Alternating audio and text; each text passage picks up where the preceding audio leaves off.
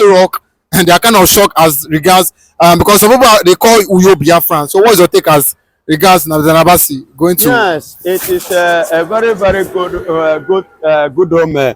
He plays the role of regardness and the importance and validity of Christianity in the hearts of Donald Trump. How he value the life of the Christians and how he value Christianity and how he value lives and those who believe in our Lord Jesus Christ. It plays that yes, that in America they still value Biafrans and they regard the things that come from Biafra land. They know the importance, what the role it will play. Trump value it, USA value it so immensely. You understand? I love it so much. And it's a kudos and it's a plus and addition to what we are actually pushing. You understand me? We are actually pushing, proving to the world we have something that the world needs. That which the world can get, what the world is lacking, what the world cannot get anywhere, that in Biafra they can get it. And that is what he has shown. So, and I love that. And I love the work of that young man and the zeal, the steady, and the hard working. You understand? And the consistency that he has put in, the faith he have added, the kind of the effort. You understand? And today he's paying for it. He's receiving the reward of his effort and the hard work which he has put in that music industry. You understand? And I love, and I thank God, and I am happy that it's from Uyo. It's a call Biafra man. It's my brother. I'm happy that this kind call is coming from my brother that come from Uyo. And God will bless US. God will bless Donald Trump for that recognition. But some will say after I saw some comment on Twitter where some said Bassey is a Biafran because it's from Uyo. I don't know how true that is, but they said with this now I think Trump is taking note of Nnamdi Kanu's predicament, and that we know that his current chief of staff and former Biafran lobbyist Susie we're working with Trump, that there's a very big chance and big hope for Nnamdi Kanu now that Trump is set to take presidents as the 46th president or 47th president of 48th president of America. Yes, it is a good omen, like I earlier said. Him coming up on the 20th of this month, he will be inaugurated as the president of what? The 48th president of United States of America. And let me tell you, in regard of the man in quote, the Iroko himself, in person of Mazi Nnamdi Kanu, and I see it that Trump becoming the president and being in the office, assuming the office, already somebody is already there pushing it. The lobbyist in person of Will Susie, you understand?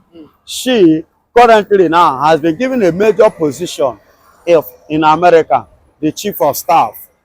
You get it? So being the chief of staff and a major former lobbyist with Mazi Nnamdi Kanu, and currently the chief of staff in United States of America, under the watch that is going to be under the watch of Donald Trump, who love the Christians, who love Biafrans so much. I know with this positive report is going to come at the end of the tunnel, because Mazi Nnamdi Kanu, the Iroko himself, is coming out. I believe that. I believe that. Yes, will be coming out, and I believe that strongly. That before Trump will end his tenure 4 years, Mazi Nnamdi Kanu will be free from detention or the DSS. Okay. Well, just recently, the latest is that Netanyahu, refuses. Netanyahu, yes, as what refutes, as ordered by Tinubu to what to try Simon Ekpa, you know, To try Masively. to try Mazi Nnamdi Kanu, you know, as regards his ordeal. So what is your take on this? Yes, Binta Nyako has to refuse. She has to refuse, you know, because of Masively Nnamdi Kanu, she resigned. And every other judges, we are running away from it. Being the person that started it from the onset, they push it back to her.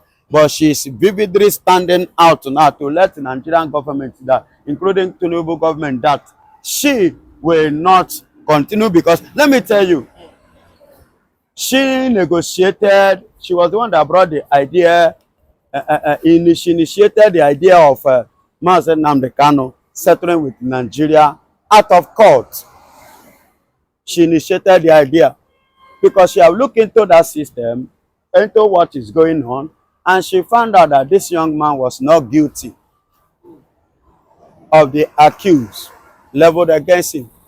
And remember, Masively Nnamdi Kanu already said that whosoever that will try him here must be a terrorist.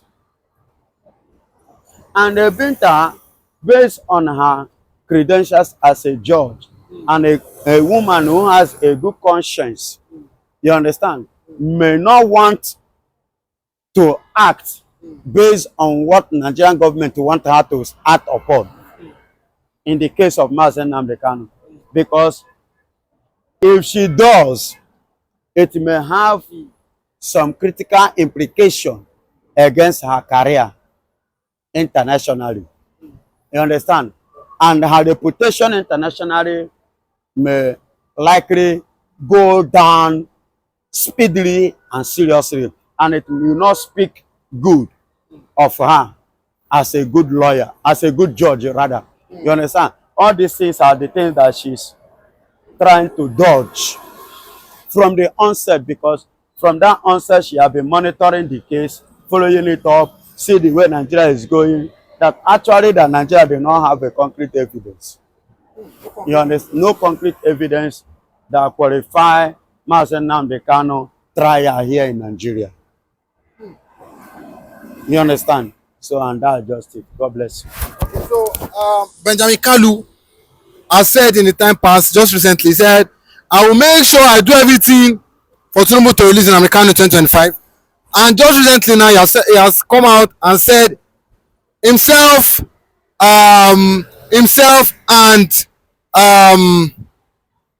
and even Abaribe, and other, you know, prominent politicians, yes, senators in the southeast have come out and said they want peace in the southeast, and at the same time they are ready to stand as surety, just like Benjamin Kalu said, I'm ready to fight and make sure that Tinubu releasing Nnamdi Kanu come 2025. What is your take as regards this?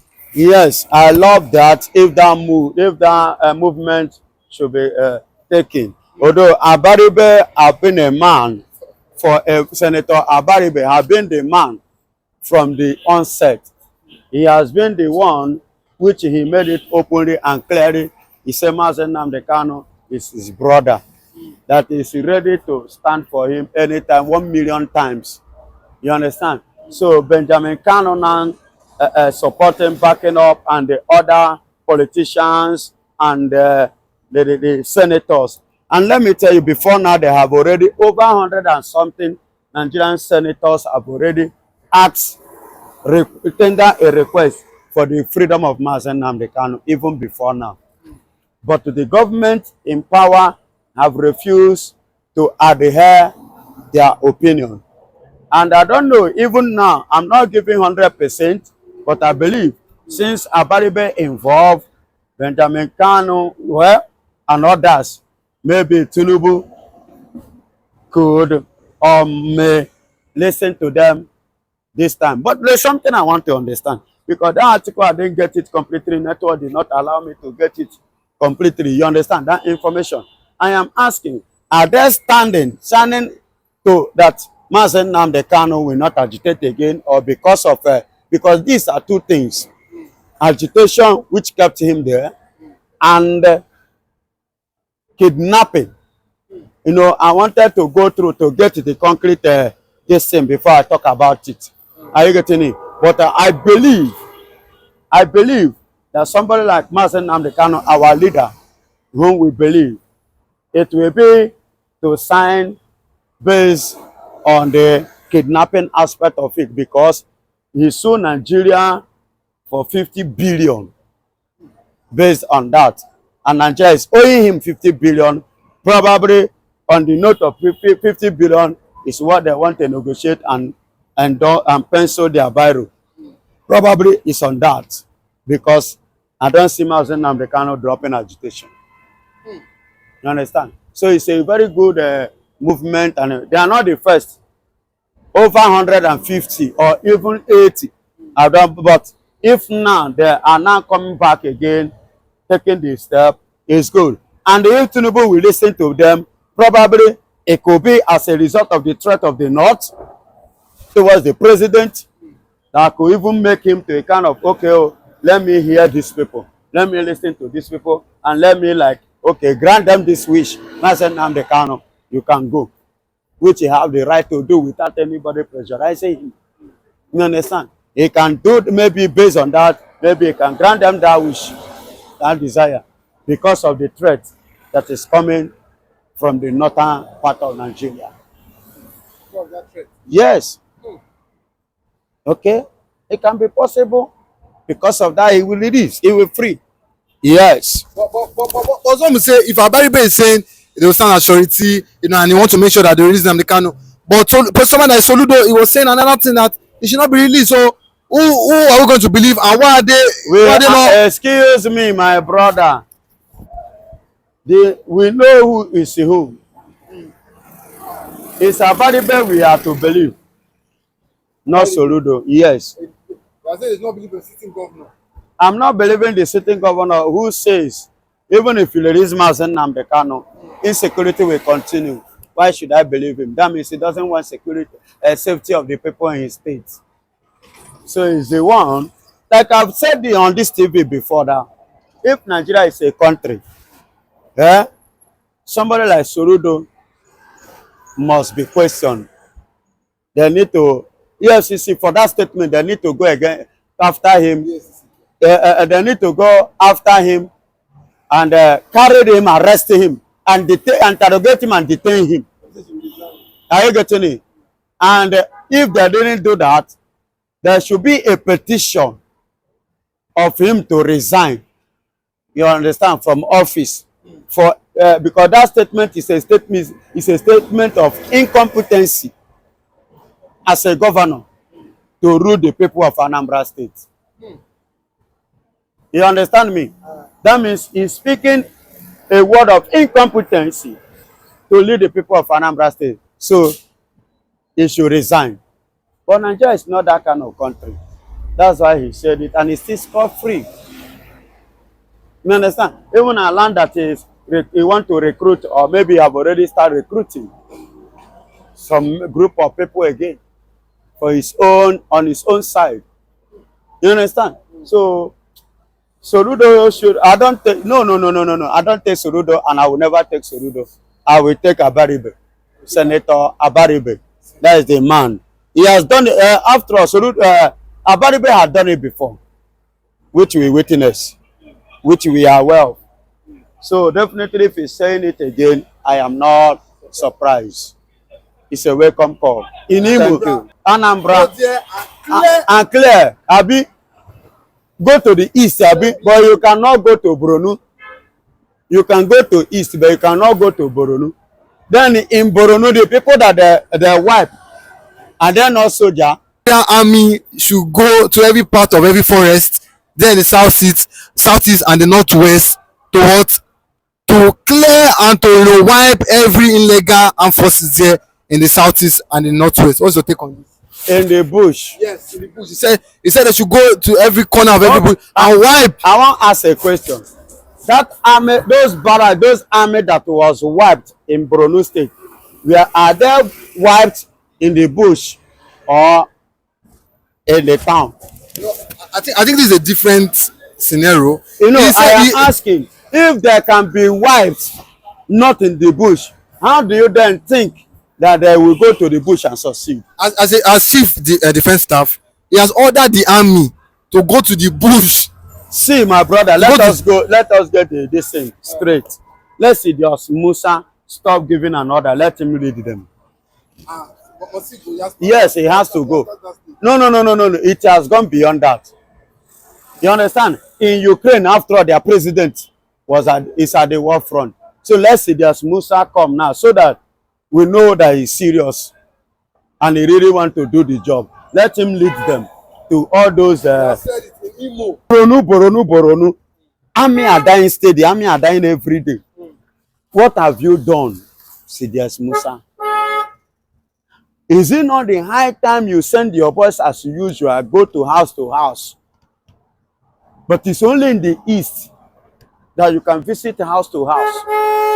Only in Imo State, only in Aba, you can visit house to house. If this kind of thing happen, no youth in Igbo land that will remain at home. They will visit them overnight to pick them. But see, it has happened again. This is not the first time. It has happened again in Borno State. Till today, Musa have not visited any home to pick any male child. You see why we are talking about marginalization. You see why we are talking about humiliation. You see why we are talking about intimidation. You see why we are talking about Biafra freeing themselves. Biafra standing on their own. Biafra going, exiting from this country called Nigeria. You get it now? And I ask, why is it that everything about Biafra, Nigeria always take it as if they put nail on at the center of their head? I am asking. Jigawa is under siege. Zamfara 3 local government is under siege today. As I'm talking to you, the Fulani, the Tuji and his men are telling them to pay 100 million. The 3 villages, 3 local governments now, villagers are now have run away from the village. And Musa is here. Buba is here, the defense. All of them are here. IG, Inspector of Police, is here. What are they actually doing? Are you telling me they are not hearing? Are you telling me they are not aware? What is actually going on? Let me tell you something I heard. They only have been saying it, but it's now that I come to believe. That when you see all this Boko Haram, if you say should, I will say, I could remember during Buhari time, it was too obvious. They say order have not come from above. And these same people are causing havoc to the nation. You said order have not come from above. Well, when will order come from above? That means from above, give them the order to do what they are doing.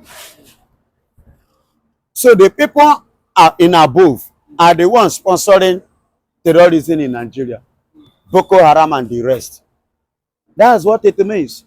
Because if orders should come from above before you react as a policeman that's supposed to protect life and property anywhere in Nigeria, order need to come from above for you to act as a military man who has signed your life to protect, to defend the country, and order need to come from above. Then who are the people in above? Who are these people in above? So that means the people in above are the one behind what is happening. So you that have signed yourself to serve the country, that means you be mumu be that. Yes, now you be mugu be that now.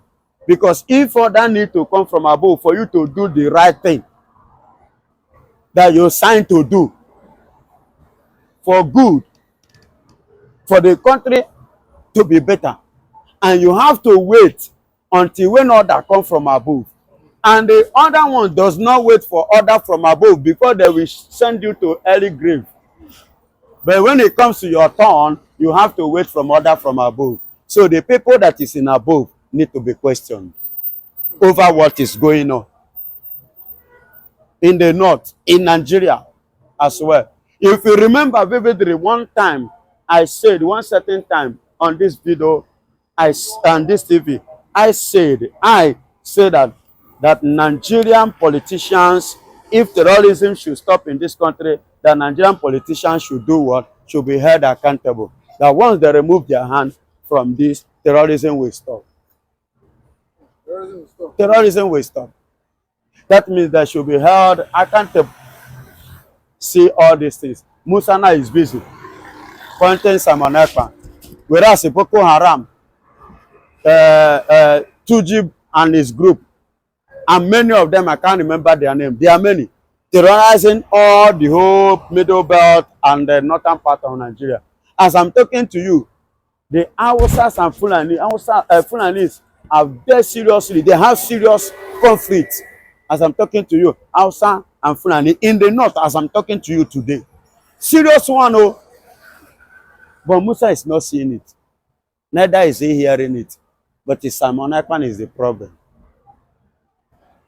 In fact, what a drama. What a drama in Nigeria. What a drama. May God have mercy. Oh. But with this, with the Finnish government releasing these two Simon Ekpa accomplices, and at the same time getting the evidence, video evidence, do you not think that the Finnish government has already getting to know that Simon Ekpa is, you know, doing the right thing, or do you think that Finland government know that he's doing the right thing? Now listen, this is an evidence, and it is a kind of showing to Musa that Finland is not Africa, and neither are they Nigeria or Kenya. That Finland are taking the case so seriously and treating it the way it should. And with this that is happening now, releasing 4, now they have released another 2. That means that they arrested more than the 4 that the Nigeria have first of all said. And at the same time, their interrogation and investigation is indicating that Simon Ekpan was completely innocent of what Nigeria have allegedly accused him of.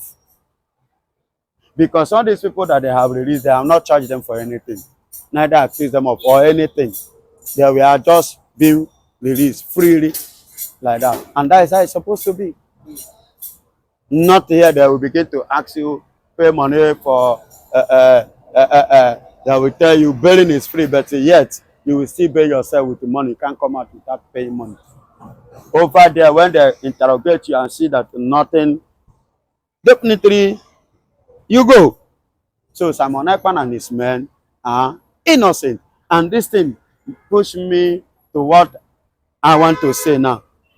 They are now complying with what Simon Ekpan have already said, and what he's about to say, and what he's about to do again. You understand? Once he come out, because by the time he finish, when he's found not guilty, he will be free. And he will have his asset back on social media, on the public, anywhere. Then only God knows what happens next. Yes, only God can tell that. Because I know for sure I know for sure that Sidious Musa cannot go to ICC. All what he has said in Al Jazeera is just a normal talk. It's just a normal talk. But with this now, with what's happening now, do you think Nigeria is safe? Because if the bandits can go to the military base and kill, you know, wipe away soldiers, burn down their vehicles, do you think that the normal civilians are safe? Even with like what you said, what's happening in Ibadan, another part of southwest, you know, south, even we go to Delta, people can no longer go to their farm. Do you think that the country is in a safe hand? But we've heard Musa said, you know, the country security wise will be better than last year. What's your take? But it's just early in the year and we saw what's happening. Hello, he says security wise will be better. On what condition? On what purpose? Which way? Okay, security wise, they have shifted to Oyo State. Right in the front, the very eyes of Oyo State governor. People were shut down. Where is the security? Who are they securing? Where is their strength? And where is their ability? Why not stop them before they come to this level? Even to the point they have conquered not coming down to Yoruba land here. You understand? Because Jigawa, Borno State, as I said, and as already reported, that their camp has been wiped, visited, and soldiers have been wiped out, and their vehicle, everything burned down and mesmerized every corner. You understand? In Plateau, and in fact, let me tell you, Nigeria in diaspora doesn't have security, and it is the high time, either in Sokoto, no, in Kaduna State, or in one of the northern part of Nigeria, one time, who decided to buy gun and give the citizens, you understand, to protect and to defend themselves. It is the high time that every Nigeria should lay hand on something for self-defense.